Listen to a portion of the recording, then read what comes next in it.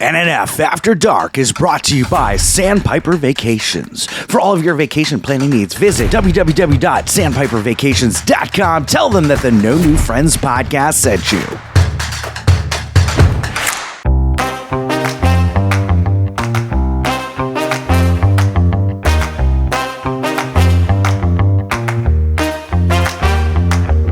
Welcome to NNF After Dark.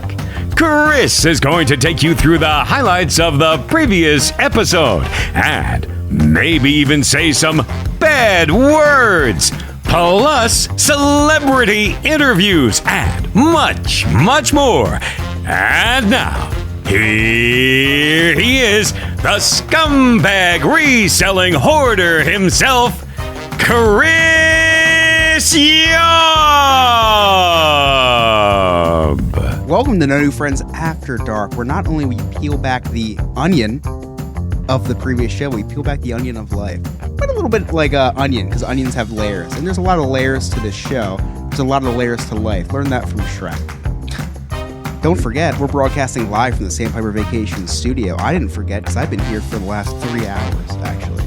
And I love to live here, actually. It's very spacious. It's way more spacious than the place that I'm living. So if I could live in the Sandpiper virtual studio forever, I would. And in the Sandpiper Vacation Studios, every once in a while, there's a woman walking around naked. So it's amazing. Sometimes. Sometimes boxes topple and men yell. It's very fun. Yeah, there's a lot that goes on in the Sandpiper Vacation Studios. You had to be here. That being said, I'm one of your hosts on this crazy adventure that we call life.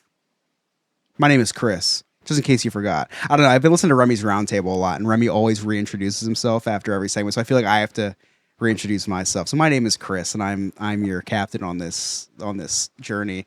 Along with me in virtual studio is Nick from Sandpiper Vacation, Scott from the No New Friends podcast, and special guest tonight, the Sophisticated Gentleman from the No New Friends podcast. Sophisticated Gentleman. Back. How the hell are you? And he's sober. What was that? Yeah, the last time we saw Sophisticated Gentleman, he was very, very, very drunk on the After Dark. I don't know what you're talking about. I don't know what that's like. I plead the 25th. He doesn't recall. The 25th. Well, you were channeling your inner Chris. You were subbing for Chris. I plead the 21st. That repeals prohibition. All right, this was No New Friends After Dark. Okay, so so actually, funny you talked about Ryan being on last week. Who? I want to talk about a lot about differences. So it's funny you talk about the Sophisticated Gentleman being on last week. I want to talk about a lot about differences in podcasting. So making the jump, I should say, not move. This was a jump. This was a leap. From being just a co-host on the No New Friends podcast, being a host of No New Friends After Dark was huge for me. That's why I'm intoxicated every single time I host, so I don't remember anything that ever happens, so that I never have to critique myself. It's a pro move. You should probably take some notes, Scott. Also, so anyway, tonight we recorded episode 168 of our Sunday episode, and Scott was not the host. I can't say your name. Say SG. Fast. The Sophisticated Gentleman. SG. Super gay. The that's Wait, me, that's actually. Hey. Jinx, you owe me a blowjob. Whoa. Oh my god. That was a Freudian slip. God. Oh my god. Soda. I don't drink soda, so I gotta take something. So Sophisticated Gentleman subbed in tonight because Scott thought he was going to be gone. Little did Sophisticated Gentleman know that Scott would never miss an episode in the history of the No New Friends podcast. It's my daughter's 18th birthday. Hey guys, everybody leave. It's time to go. I gotta go record. Not only did Scott come for the show, his daughter came on before the show and apologized that it was her birthday today. True story. She apologized that her dad was late. So anyway, last week. What's funny is she knows you guys so well. She knew that Chris was late. She's like, was Chris late? She said, oh wait, yeah, was Chris late today? I'm never late. I don't know what that's I think I was the only one Actually, there I am always at late. the recording time at 8 p.m. Yeah, you were there like at 7 p.m. So anyway, long story long. I host this podcast, which is new for me. Ryan hosted tonight's podcast, which is new for him. Oh my God. Sophisticated Gentleman hosted tonight's podcast, which is new for him. And Nick hosted this podcast a couple weeks ago when I was gone. So I kind of want to do, and then Scott, for the first time, was a co-host on the Sunday episode. So I kind of want to do like a little round robin of what it's like to host an episode, and for Scott, what it's like to not host an episode, pros and cons. Lots more pros as being a co-host than cons, in my opinion. But I'd love to hear your opinions because I hate hosting. I love hosting this show because, like I said, I'm very intoxicated and I don't remember hosting anyway. So it's kind of like being a co-host in its own way. But Ryan, since you just hosted tonight for the what first is my time, say my name? My God, it's right there on the screen. Sorry, Scott, for all this editing.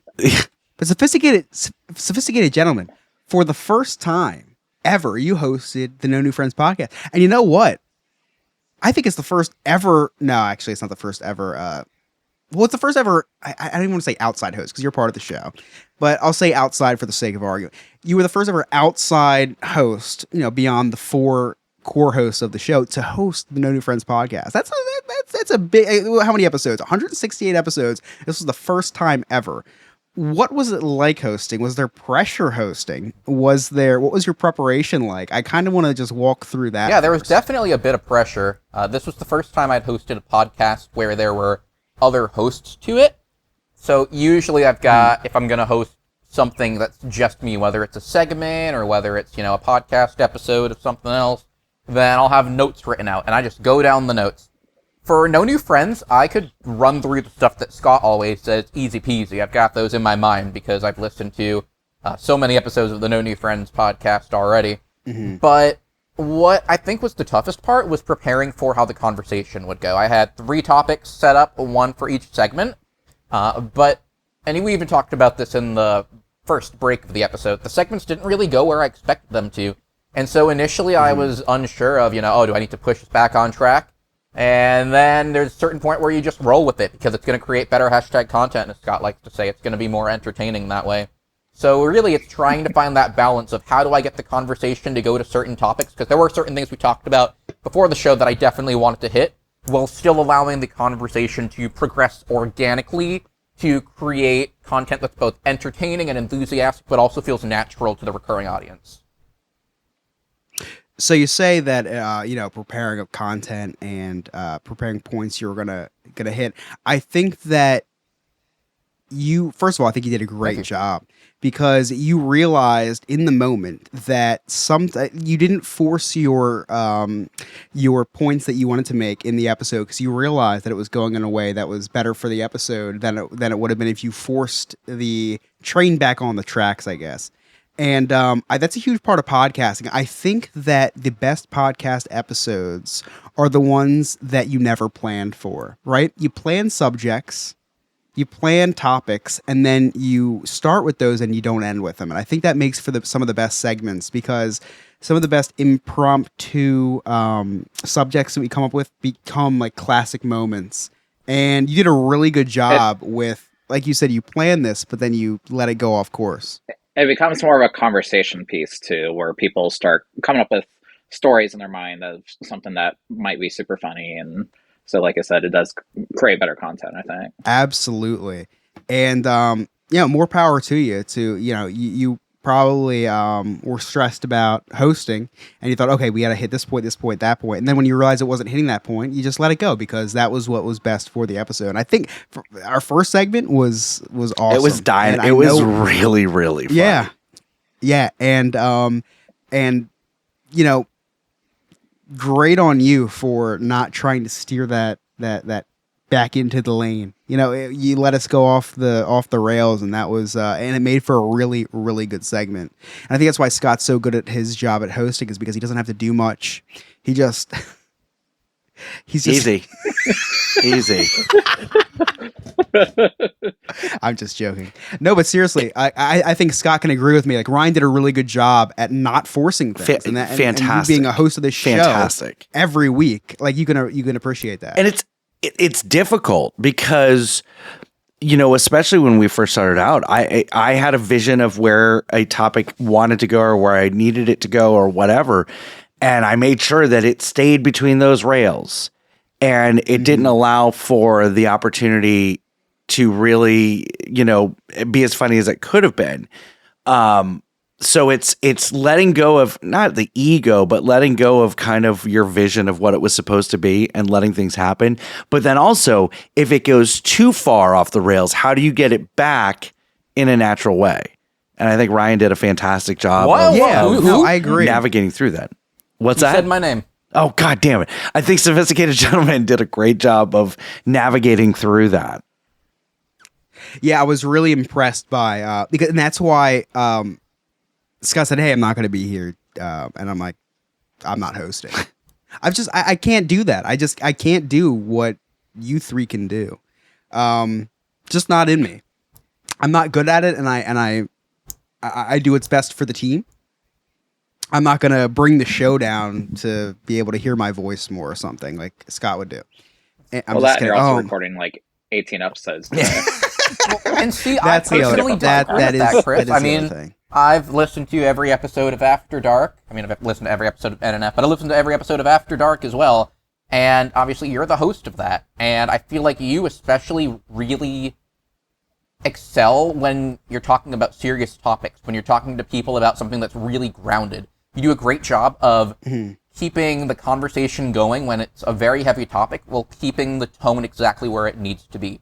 Very, I don't want to say solemn, but serious, yet still, to an extent, teaching people about these very important topics. Yeah. You can insert humor where it can be beneficial, but you don't go overboard. You have that perfect balance. And so you say you're not a great host, listen to After Dark. I personally completely disagree, so sorry to argue with you. Yeah, I agree with Sophisticated Gentleman 100%. I do appreciate that, and I don't listen to After Dark nearly as much as I listen to the main episode because I just don't have a lot of confidence in my hosting. Well, I find that skills. offensive. What are you, a homophobe? That's homophobic. It's hard for me to listen back because I just it's hard for me to walk away from these things knowing that I'm in control of these. The one episode that I did listen back to was Scott. What episode did you say? I don't even remember it. You really like this is the one where you really took control and really. I don't know if it was the abuse episode. I'm not sure. I don't remember. But there was one interview that I did feel very good about. That abuse episode was I think that was kind of your coming out party for the seriousness that you can do and how well you can handle these interviews. I think that was the one that we got a lot of compliments on, for sure. Might have been that one. Yeah, it might have been that one. Again, it's hard for me to listen back to an episode that I hosted because I'm very, I don't know, self-conscious about I don't know, myself. But I do take pride in being able to, because a lot of these interview people, I've never met them before. The interviews we do, I do take a lot of pride in being able to have conversations with people that I've never met before. I've been good at that my whole life. So I do feel like that helps me a lot navigate through these conversations. And Ryan, and Sophisticated Gentleman, you asked me in the interview on Remy's Roundtable, about film and stuff. And I look at these episodes as a movie, and I try to navigate a story through the movie or the movie through the episode. And, it's hard for me to listen back. I'm not going to lie. It's hard for me to listen back because I don't have a lot of confidence in stuff like that. But I do appreciate the kind words. I do appreciate that. Now, I would challenge you to, as uncomfortable as it may be, listen to yourself. Because, one, you're going to hear what works. We're all going to be our own worst critics, and I get that. But, but you're going to hear what works. You're going to hear where it's like, oh, maybe I shouldn't do that. It's going to really be, it's going to help you become better. And you're already fantastic, but it's just going to help you become better. There's a lot of things, and there's still some tendencies that I have. I say listen a lot, like, hey, listen, let me tell you about this. And I hate that. Or the big thing that I've really focused on trying to correct is at the end of a segment when I say, when we come back, we're going to blah, blah, blah. You're listening to the No New Friends podcast. We'll be right back. I hate saying the word back twice in an outro. So I've Right. heard that and it drives me nuts. So I've really tried to focus on that. Those are little things, but Yeah. listening to yourself helps. I mean, that's why we have so many sponsors and why our numbers look so incredible, because I listen to myself at least 3 times a day. See, I can relate entirely to that too. I don't want to push my own podcast. That's not my intention here. But yeah, I mean, I think it is relevant to the conversation. First episode just released today, and it took me all day to listen to it. And I listen to podcasts, one earbud in, rework every day. And I did not want to hear my own voice. I'd already listened to it a bunch of times, but also I just didn't want to hear my voice. I struggled to listen to it. And even based on what Scott was saying, I finally pressed the play button and I was noticing some things I said again and again. I started off a lot of sentences with now, or, as you know, things of that certain repetitive phrases. So I can completely understand where you're coming from. It's tough to listen through yourself, because even though some people might hear the good sides, at least speaking for myself, I really only hear my flaws. Sure, exactly. And even and that's part of the reason why I like to drink. And all jokes aside, it's part of the reason why I like to drink during these episodes, is because I feel like, because I'm uncomfortable hosting an episode, and the best way to get comfort in any awkward situation is to get a little alcohol on you. In my case, a lot, because I've gained a lot of weight. And so you drink a little bit, you get a little more comfortable. Now, with the more serious episodes, I do not get nearly as intoxicated, because I just know I need to keep a level head, and I don't want to embarrass myself as well as offend the guests that we have on. So I have no problem with embarrassing myself with you guys, but with a guest that went through physical abuse with a significant other, or any of these other serious topics that I don't, maybe a glass of wine to take the edge off, but that's it. But anyway, I guess really what I'm trying to say is taking that jump from co-host to host is huge difference. And I'm way more comfortable with doing it on more serious subjects for some reason, because I think I'm better at navigating a conversation through seriousness than I am a comedic conversation, which is funny, because I feel like I'm very good in comedic situations, but I don't feel like during a podcast, when the spotlight is on me, I excel. I feel like I found my role on the Sunday episodes and these comedy episodes, adding to the conversation and telling my stories every once in a while. And it's a way different role, and that's kind of what I want to touch on now, Scott. With you, for the first time ever, you were a sidekick, a side character on a Sunday episode. What was that like? So I love co-hosting. I love guest hosting, or guesting, or whatever. That's why I like to jump on Remy's Roundtable, because it's just a fun change of pace. I don't have to worry about the flow so much.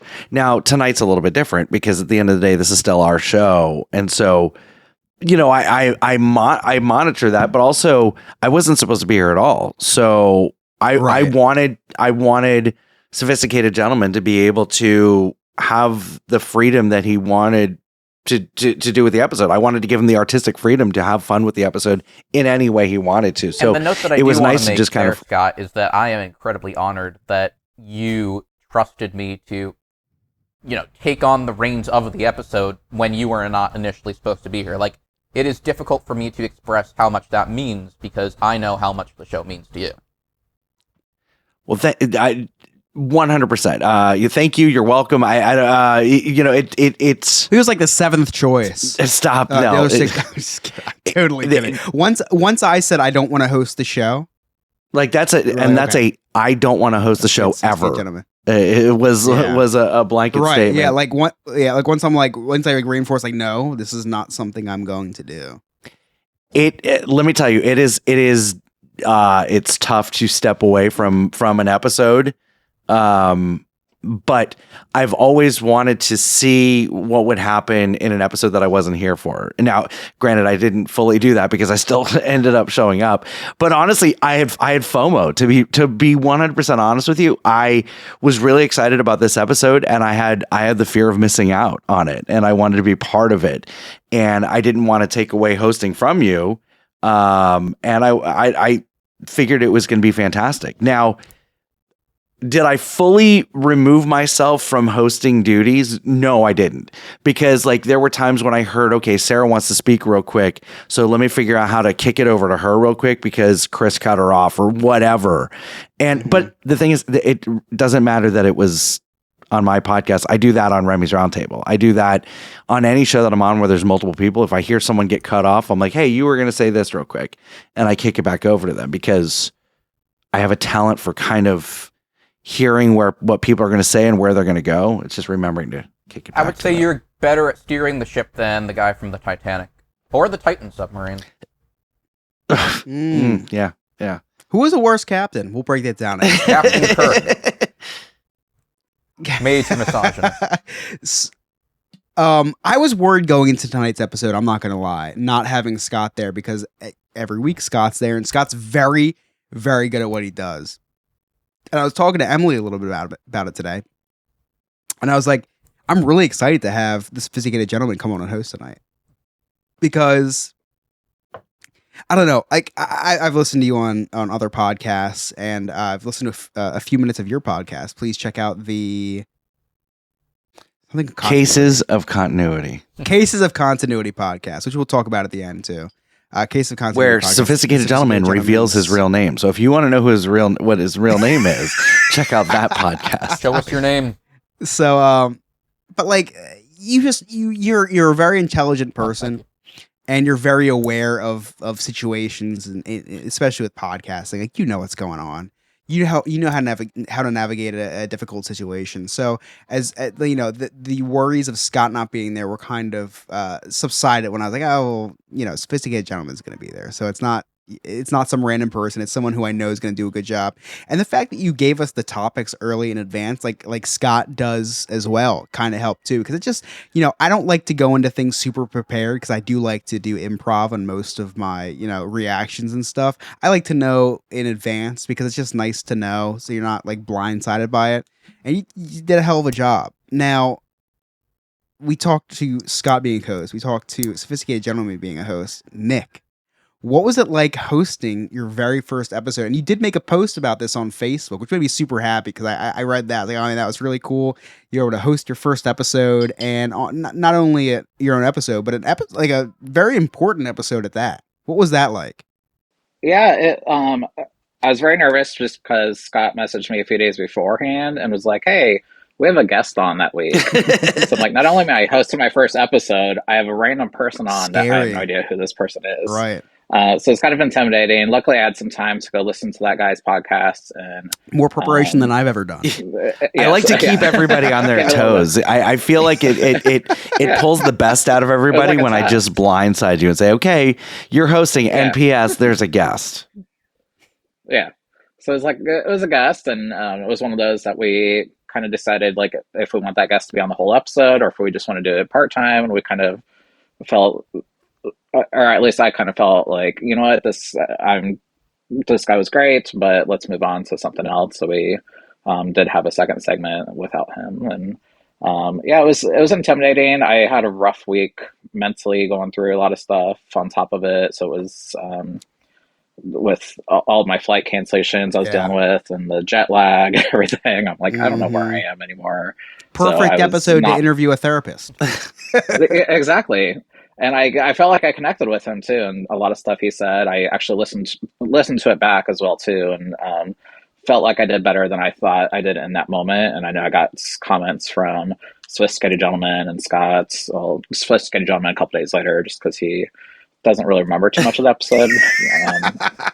The biggest part I remembered is I get a text from Scott, and he's like, whenever we can go to a break, he really needs to go to the bathroom. Oh my God. That was Nick. That was the funniest thing. Watching him just seeing his face. He was sitting there just going, Well, actually, I was. I'm like, yeah. And he hadn't said anything for like 10 minutes. I'm like, he could have left for the bathroom and came back. And I was just worried about saying something stupid with the philosophy guy there. Right. Just like just kind of like I disappeared for the past 5 minutes for those at home that are watching.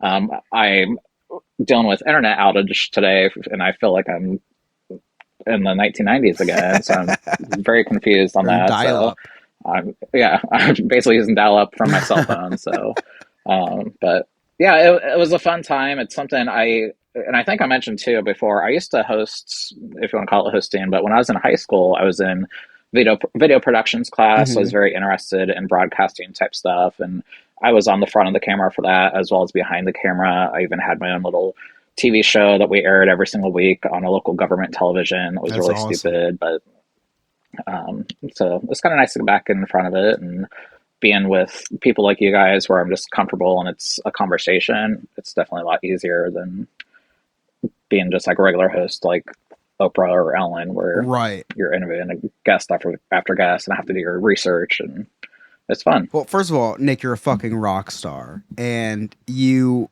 are. Thank you. You talk about how like nervous and you know not confident you might be in yourself, and you never ever get that from listening to you. Everything you ever say is said with so much confidence and comfort.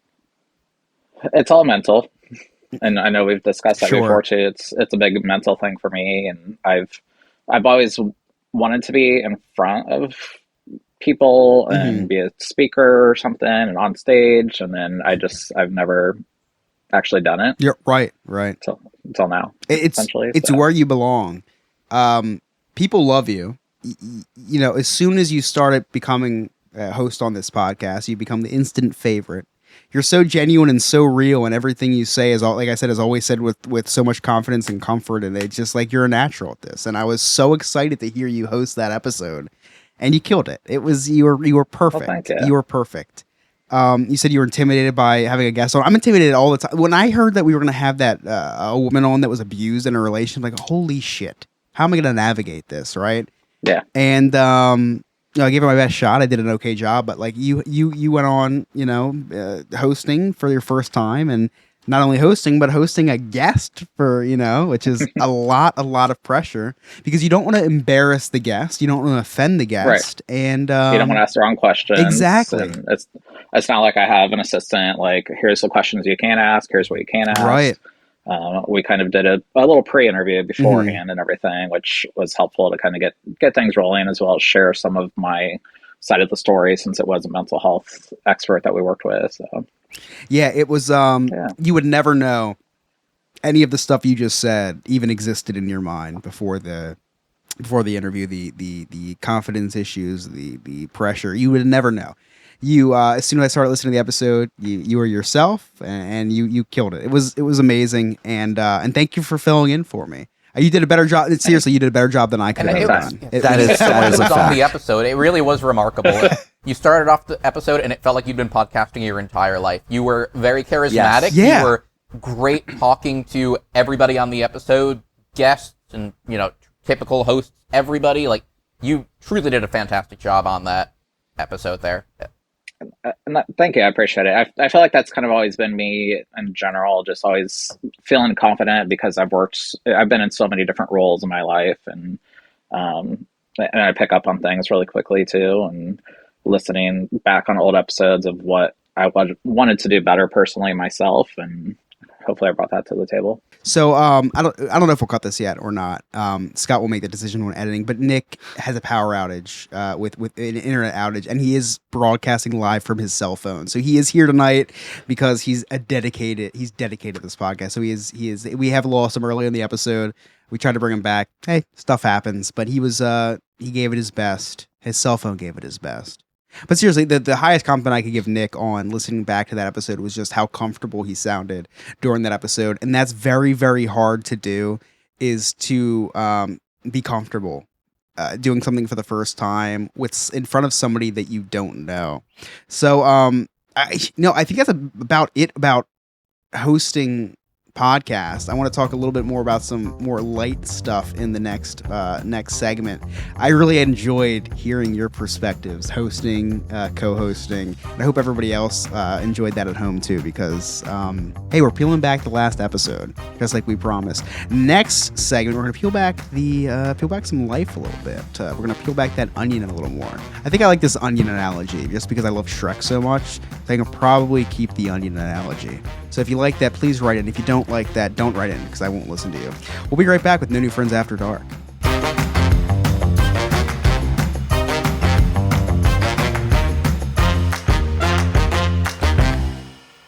There are 3 things that I hate in life: taxes, nausea, and booking vacations. The first 2 I'm stuck with, but for the third, I use Sandpiper Vacations.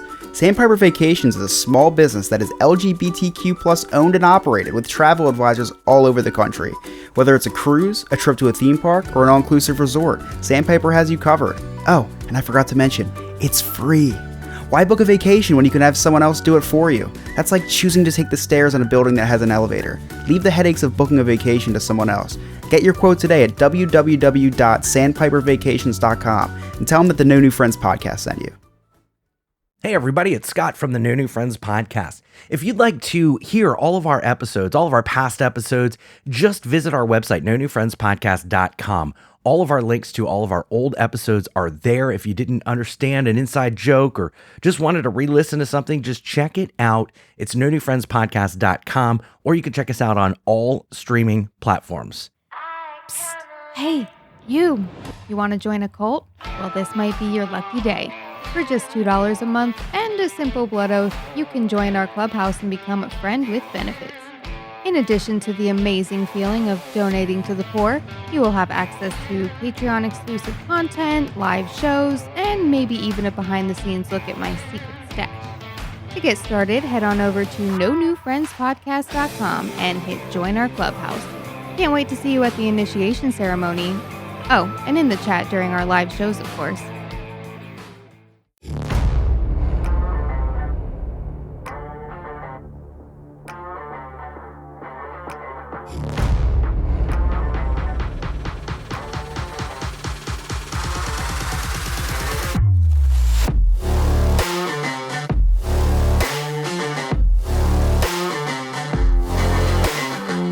Welcome back. I hope you love those commercials. I surely did. I listened 3 times in a row, actually, and you should too, because they're really good commercials. It was a really long time to record those. Nick is no longer with us. He's not dead, but his internet is dead. You do that Super shit dead. all the time. His Are we gonna internet play is how? super dead. Why What do I do say all the goodbye time? or whatever? I do a lot. How do yeah. Why do I say goodbye? The worst part of, I'll talk about that at the break. I can't talk about that on air.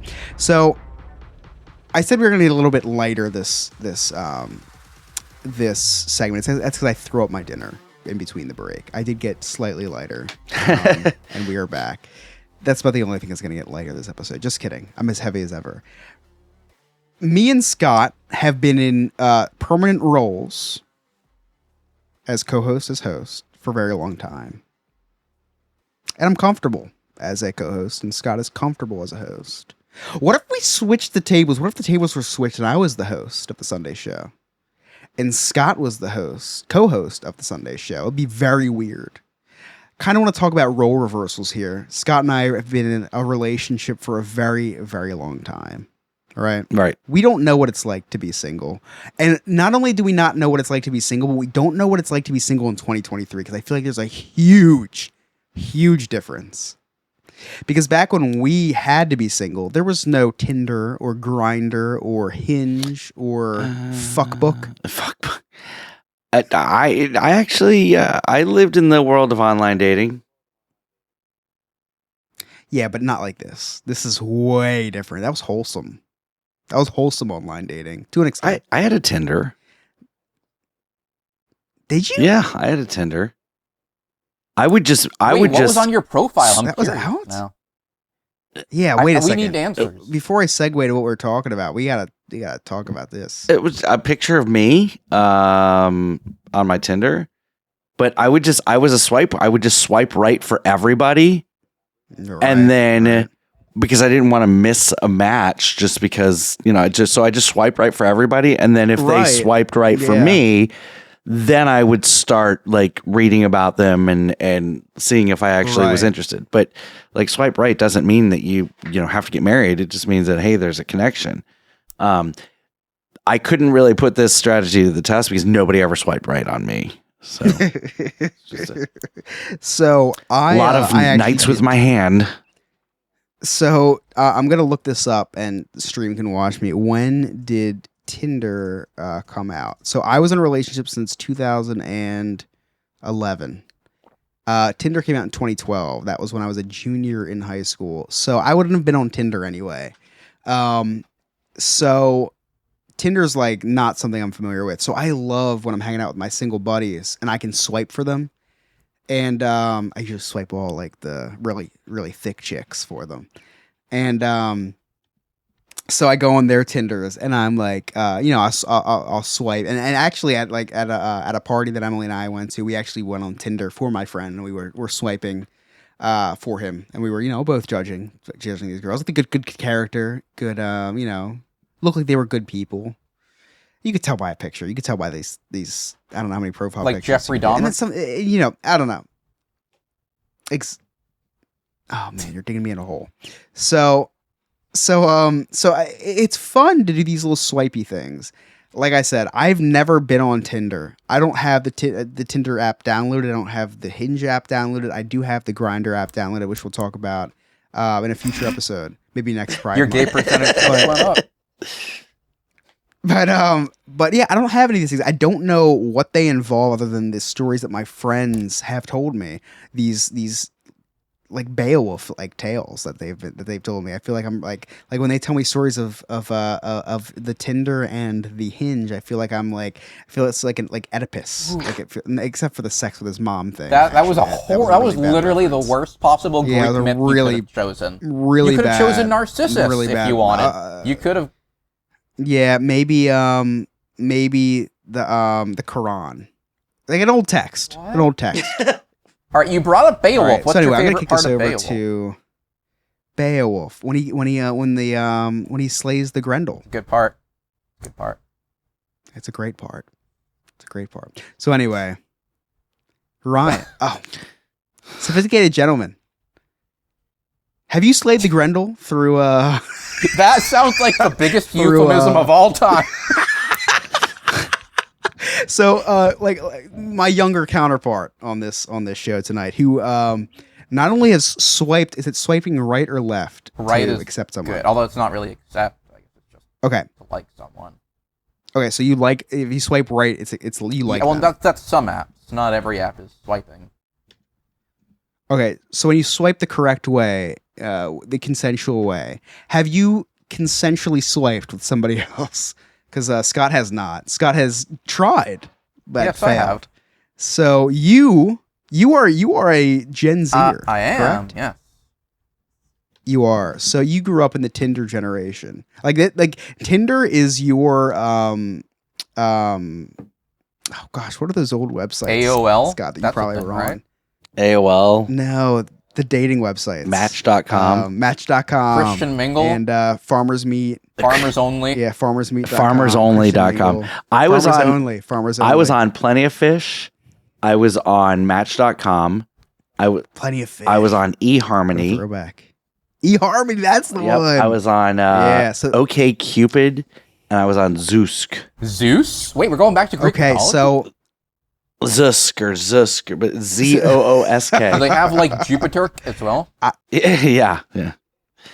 so being someone who met their future wife in I was on Jew Date too, but I got kicked off that one. That's why you want to do the Hanukkah episode? So actually, I'm taking this in a different direction. I thought, okay, so I'm somebody who met their wife in high school, right? Never had to go on any of these dating sites. The biggest you know how I got my wife's number? MySpace. What's that? It was on MySpace. Oh God. Exactly. So I want to know the parallels between eHarmony and modern day Tinder. So, sophisticated gentleman, if you could take me through a day in the life of somebody who has to look for a wife on Tinder, I would love. I'm not a huge to hear Tinder that user. I experience. tend to prefer Hinge. I think it's better. Okay. Older person talking, I Yeah. guess. What the hell is the difference? Hinge? Hinge is, honestly, it's a little more like personality based. So essentially you have a certain number of pictures of a person, but then there's also prompts that they've got. And so you can respond to and leave a comment on an individual photo or an individual picture. And so I think the best way, in my experience, to leave likes on there is to find a comment that has something that you can either relate to or ask a good question about. Like if I see they like traveling, I'll be like, oh, if you could travel somewhere for one day, where would you travel? Or if they've got like something about their like movies that they like, you know, be like, if you could watch one movie for the first time again, which would you choose? Something like that. And so So it's kind of like speed dating almost. a little bit, yeah. And there's like two truths and a lie is a common thing people will have there. That's an easy way to start a conversation. So it's like Tinder for virgins. You asshole. Sorry.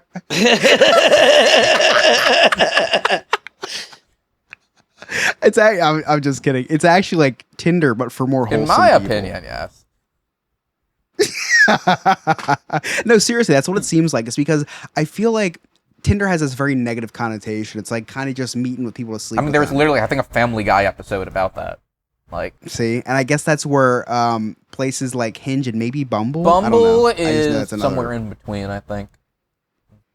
in between. So it's kind of like you're looking to have fun, but you're also looking for a wife. And Well, I'd say looking for a girlfriend. I feel like most people look for somebody to date. Like, you don't go on the significant other. Exactly. I wouldn't say like obviously the hope down the line for somebody going on the dating apps is looking for a spouse, but I'm not sure that's what people think of when they match. Sure. But you do see a lot of people that have, I can say this. I've never met someone that have gotten married that met on Tinder. I've met people that have gotten STDs from Tinder, but not marriages. Bumble, on the other hand, Hinge, I have known people that have gotten married who have met on there. And I feel like that probably is like the modern day eHarmony. Do you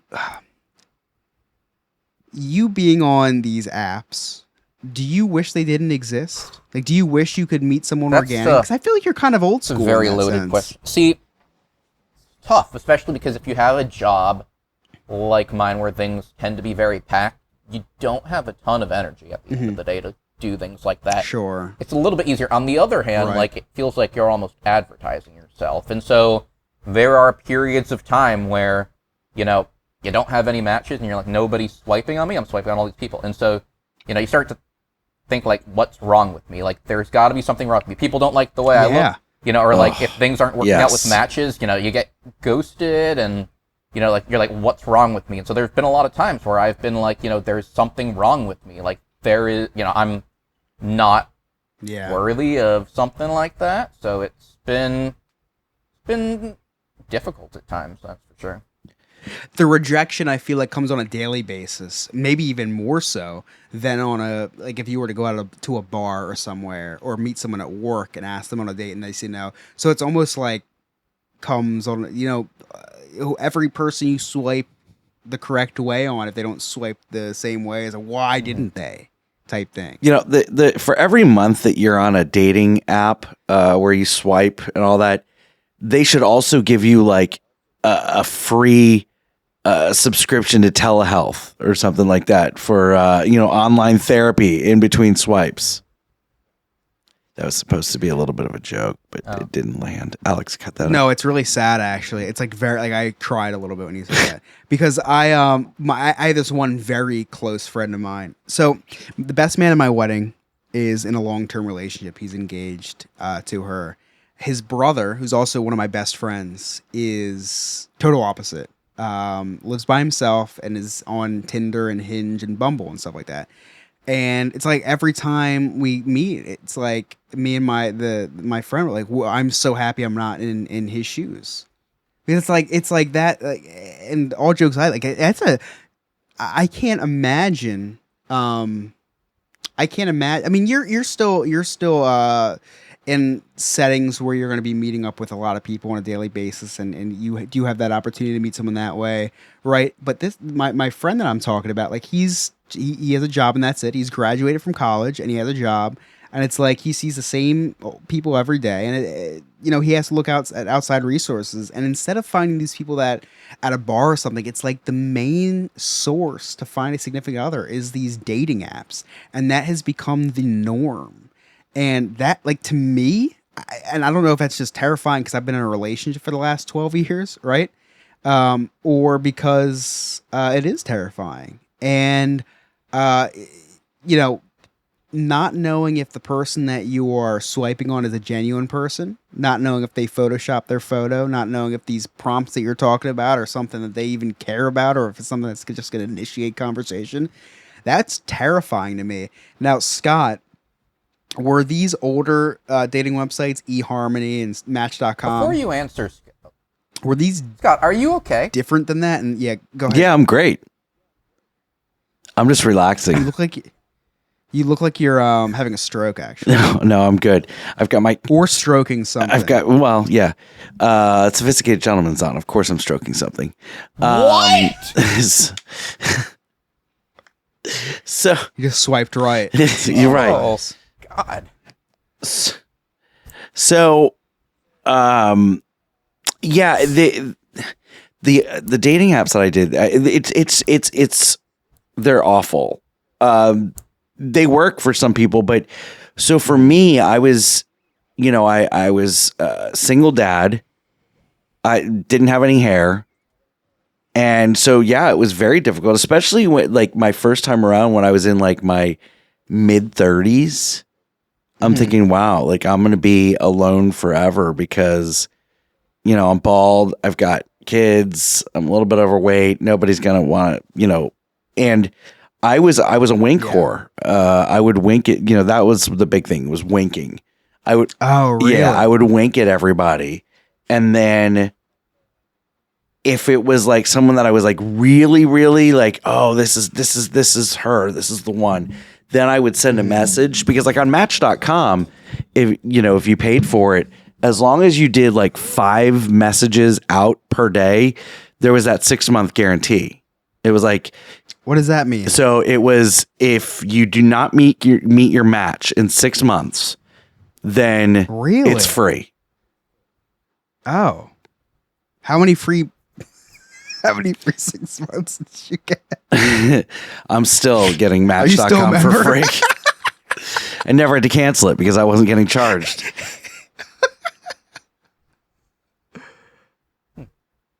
So yeah, it was terrible. It was awful. So we just got a chat from somebody. He said, I didn't use dating apps, but recently got into a relationship. And for a long time, I didn't really think I would meet someone. And even though I didn't show it, that was a really depressing thought. And I feel like these dating apps especially are giving men, I think especially, because it's hard for guys, these thoughts. Like, Ryan, you're a great guy. And I have no doubt It's like Game of Taboo. I know. And sophisticated gentlemen, like, you're a great guy, and we know that because we know you very well, right? It's getting the right person to know that is like the super stressful part. And when you don't find that person long enough, I'm sure it gets like depressing. Like this person just wrote in chat, because it chips away at your confidence, because it thinks, okay, am I ever going to find someone? Am I ever going to, find the right person? Is this person going to be on Hinge? Is this person going to be on Bumble? Is this person going to be at the bar? And I feel like these apps are making it just so much more hard and just so much more pressure. And that's kind of why I asked, like, do you wish we lived in a world without Hinge and Bumble? Well, and I feel like you what's haven't your even answer to talked that? about one of the weirdest parts, and this is something you and I actually briefly talked about, the Philadelphia Art Museum. Once you do match with someone and you decide to go on a date with them, as has happened to me before, it's a little bit of a scary thought, because you definitely want to go somewhere public, because, Sure. Speaking as a man, you want the woman to feel like speaking as a straight man, I suppose, you want the woman to feel like she's safe. Mm-hmm. Speaking as somebody who's not terribly tall, or, the strongest guy in the world, I could easily be mugged by someone. And so it's a little, like, you don't know who this person is. hey. You don't know how you're going to relate to them. And I've had dates that have gone well, and, we've, even if, it doesn't work out, not the perfect vibes, I feel safe. And then there have been ones where it's a little bit like, it feels a little bit sketch, not going to lie. Sure. And I guess would those thoughts go through your mind if something's going too well, right?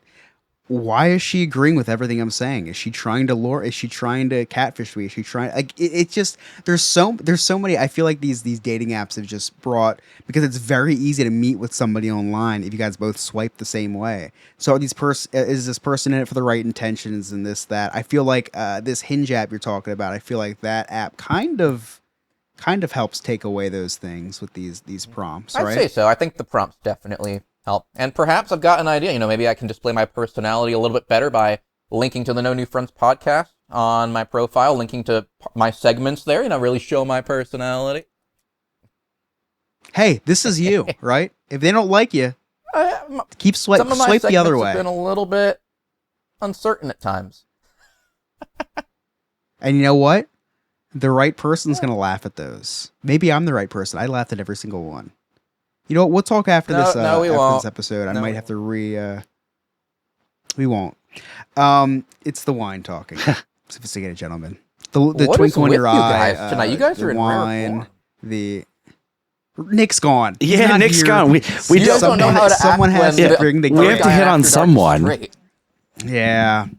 Nick. We say this to Nick, and he's like, "Thank you." You look. We're trying to. You know what? Maybe we will do a recurring segment of the journey of the sophisticated gentleman on Hinge. We'll talk. I don't know. Totally joking, but no, seriously, I do have a lot of I don't want to say sympathy because that sounds like you died. I do have a lot of I seriously, like, I all credit in the world to you because not only are you on these sites, but you're meeting up with people like these strangers, right? And you're meeting up with these people, and it just seems like a really scary, hard thing to do. Nick was a very scary, hard thing to do, but I did him, and you too will be able to do Hinge. I believe in you, sophisticated gentlemen. He will rise. I'd love to. Listen, seriously though, I'd love to have you back on here in 6 months. And you know, obviously before that, but in 6 months did you meet anybody? Did you meet someone? Did you meet anyone scary? Did you meet anybody that you really connected with and you thought it was gonna be something and wasn't, or maybe that you're still with? Now, before we end this segment, I do want to ask you, what is the success rate of matching with somebody and actually meeting them in person? Low. I'd say it's pretty low. Yeah. Really? Yeah, I would And I say feel like it's that's a very good thing. low. I feel like I feel like that is a bad thing for your mental state, right? But I feel like it's a good thing for your heart, if that makes sense.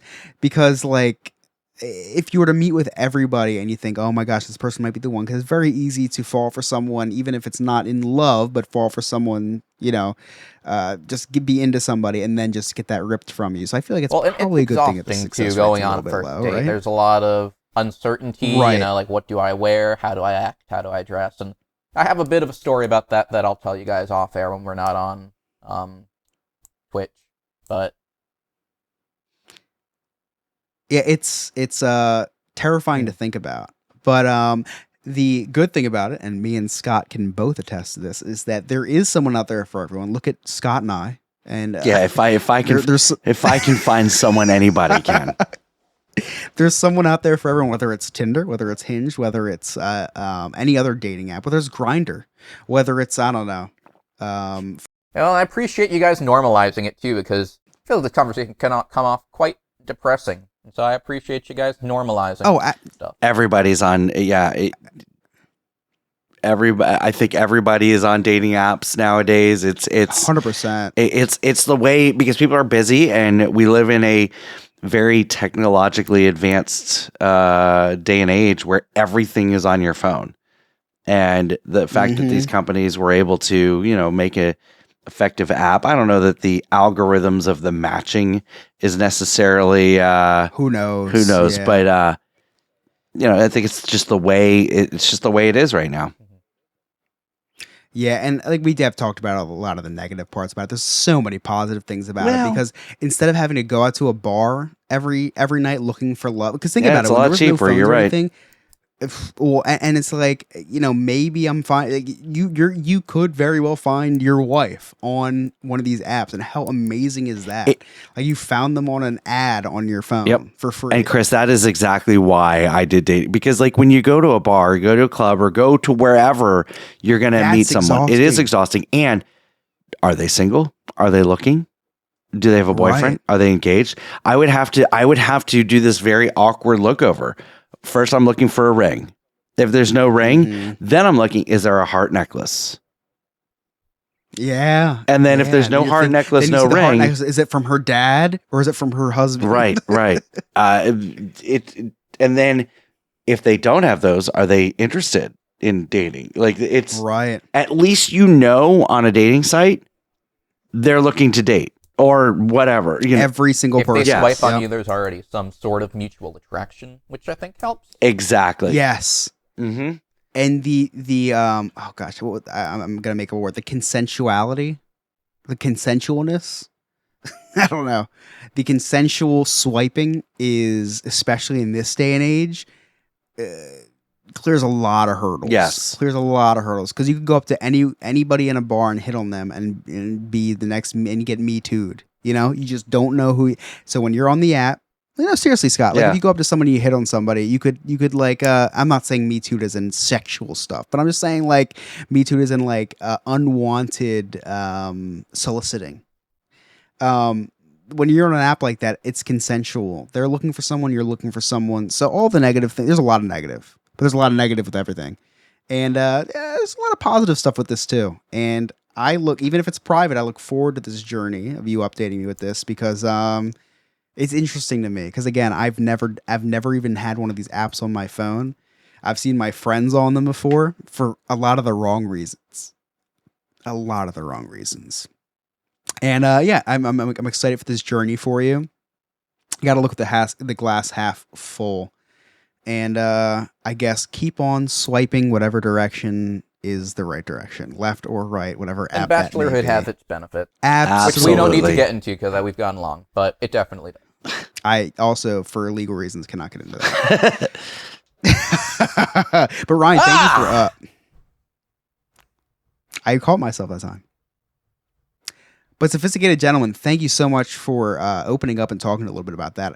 Really excited for some updates in the future. I can't wait 10 years from now for you to bring on your child and talk about how your child was conceived because of... I think you say because of the No New Friends podcast. That too. That too. You're going to name your child X... No, one is Bubba, one is Band-Aid, one is... One is Armut. We got Armut. Who else? We can keep. We've got Kwanzaa. As long as the middle name is Job, I'm fine. Yes, I'm fine with anything. Or hashtag get Job. I would pay. How much would you pay? For we'll discuss this off air. For whatever. You're gonna make me an offer I can't refuse because I'm broke right now. You're gonna go into debt again. I'll give you my new house. Again. Continue. So anyway, thank you guys for listening. This was a fun episode. I really enjoyed swapping places for the first time for some of us. This was episode 169, and I feel like we did miss a lot of material without Nick being here for the second segment. But I was really happy with what we got into in the second segment because I can't wait to hear some updates on that. I was really excited to learn that Scott was on not only Tinder but eHarmony. He was just on literally every dating website under the sun. I did not know that about you, Scott. Yeah. That was interesting. I kind of want to get into that a little bit. We will. Yeah, because that's interesting. And so again, that's a world that I've never been a part of. So I enjoy learning about that. It gets me off. So what? We'll cut that. But keep it for me. On behalf of the Sophisticated Gentleman, do we not have Scott Nick Summers? from Sandpiper. Stop. Scott. You didn't even go into segment 3. There's 3 segments, bro. We don't have to go into the third segment, but I do have some summaries. You know what I was just thinking? I was like, oh man, this is so much easier for me to host with only 2 segments. Let's keep this in. This is one of the hardships. Or is this going to be the post-credit is forgetting. Scene. This could be the post-credit scene. Scott, you have any summaries for us? I do. I didn't even have to ask you because I know you have a ton tonight. I don't have a ton. I'm really tired, so I did the best I could. Okay. Chris talked about taking a jump. Taking a jump, a giant leap or whatever. Easy, Chris. The last time you took a jump, there was a giant tsunami. It was very sad. A lot of people lost their lives. So very sad. Calm that down a little bit. Did you throw paper towels over there? Yes, we did. We threw some paper towels. We spoke a lot about the pressures of hosting a podcast. Chris, don't worry about what pressures everyone is going through. Just worry about your goddamn blood pressure. Okay? Very, very concerning. I do like how we talk about hosting like it's like fucking going to war or something. I know, right? It's very, very hard, very difficult for all of us. We all know Chris struggles with issues, one being OCD. Now I think he's suffering from obesity. That's good. I like that. You're that fat wheeze. It's coming. Yeah, there it is. Won't have many summaries. Sharing a hotel room with a coworker, and he will not shut the fuck up so I can listen closely. Oh, that was just a text from Ryan. Sorry.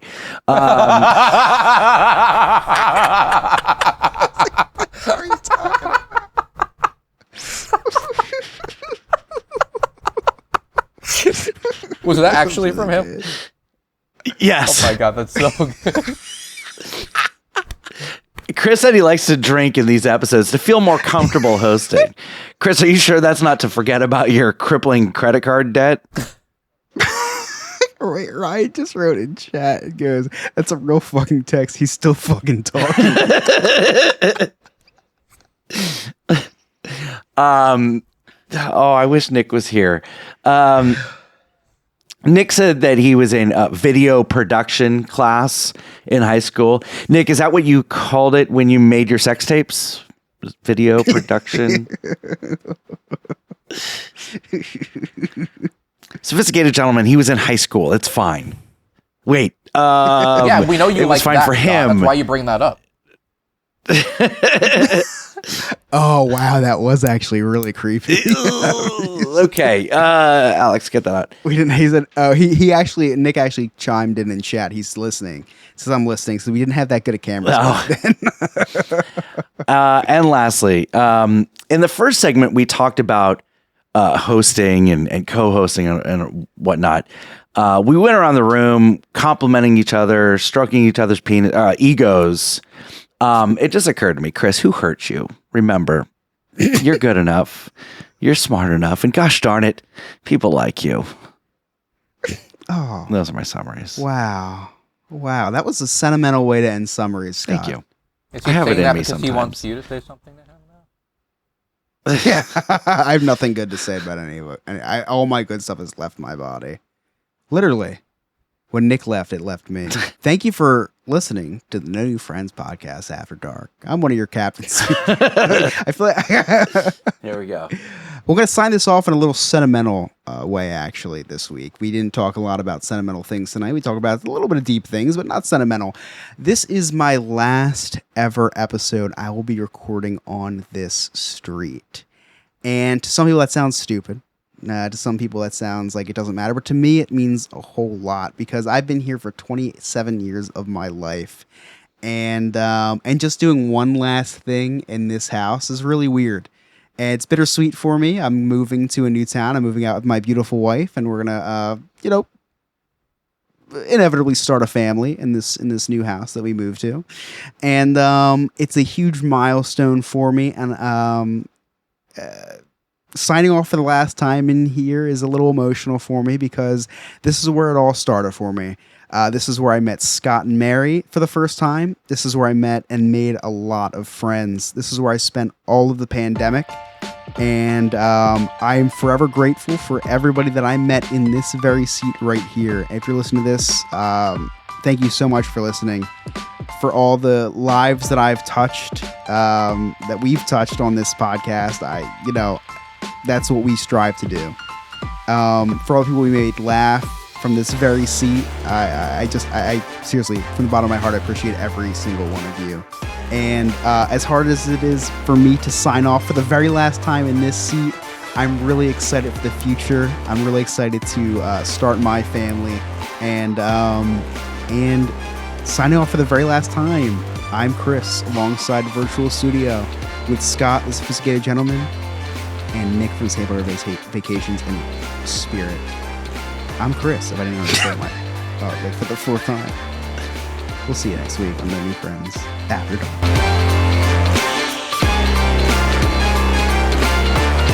Chris, that was beautiful. Is the chair staying too, or are you bringing the chair with you? This was $500. Okay, because you said that this is the last time in this seat, and I didn't know if you were leaving the chair for your sister. Yeah, no. This seat, funny story, is I bought this seat because I was sitting in a $30 seat, and my groin really hurt. I'm like, I got to get a better seat. So I spent $550 on this chair. I was like, hey, game all day in this chair. With comfort. Turns out it was a prostate infection. It was not the chair. It was definitely not the chair, which explained the burning while urinating. Right. Definitely not the chair. I'll tell you what. When stuff like that started happening, yeah, definitely not the chair. Couldn't return this anymore though. It was after the 30-day period. But yes, if you experience burning sensation when urinating or pain in the groin, it might be a prostatitis. Or you can check out Ligroin. And you too can Ligroin get is a one of my finger favorite things out there. No New Friends After Dark has been brought to you by Sandpiper Vacations. SandpiperVacations.com. Just check out our website, NoNewFriendsPodcast.com. Become a friend with benefits. Check out our sweet merch and so much more. This has been a No New Friends Entertainment LLC production.